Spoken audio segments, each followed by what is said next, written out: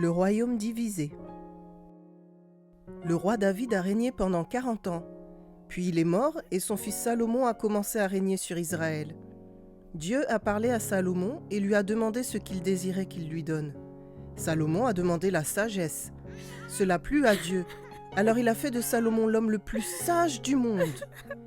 Salomon a acquis de très grandes connaissances et il était un souverain très sage. Dieu lui a aussi donné de très grandes richesses. Salomon a bâti un temple dans la ville de Jérusalem. C'était le temple pour lequel son père, David, avait fait les plans et avait déjà assemblé tous les matériaux. Alors, le peuple a adoré Dieu et lui a offert des sacrifices au temple, mais plus à la tente de rencontre. Dieu était présent dans le temple et il y habitait au milieu de son peuple.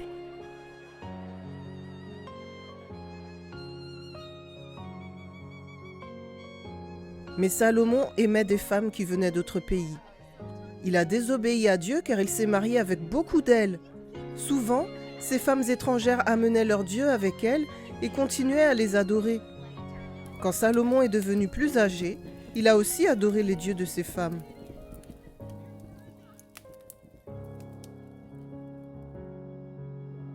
À cause de cela, Dieu a été irrité contre Salomon et il l'a puni pour son infidélité. Il a promis de diviser la nation d'Israël en 2 royaumes après sa mort.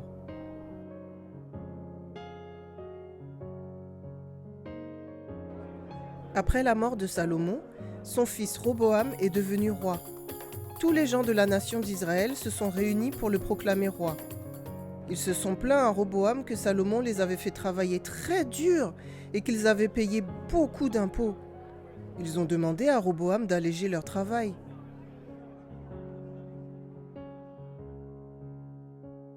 Mais Roboam leur a répondu d'une manière grotesque. Il a dit : « Vous avez dit que mon père Salomon vous a fait travailler dur. Mais je vais vous faire travailler plus dur que lui, et je vais vous faire souffrir plus que lui. »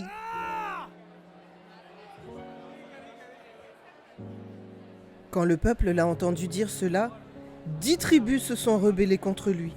Seulement 2 tribus sont restées avec lui. Ces 2 tribus représentent le royaume de Juda.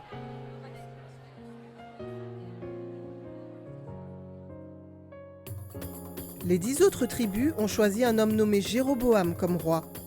Ces 10 tribus vivaient dans la partie nord du pays. Elles représentent le royaume d'Israël.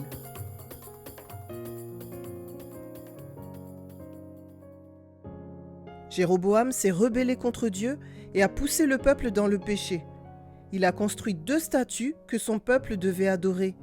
Son peuple n'est plus allé à Jérusalem pour adorer Dieu au temple qui était dans le royaume de Juda.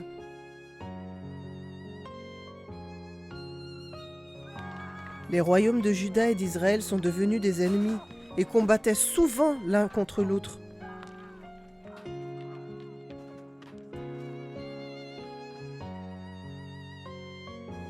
Dans le nouveau royaume d'Israël, tous les rois ont fait le mal.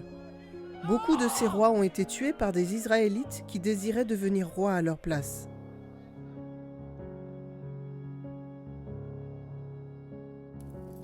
Tous les rois et la plupart du peuple du royaume d'Israël adoraient des idoles. Souvent, dans leur culte idolâtre, ils couchaient avec des prostituées et sacrifiaient même des enfants aux idoles.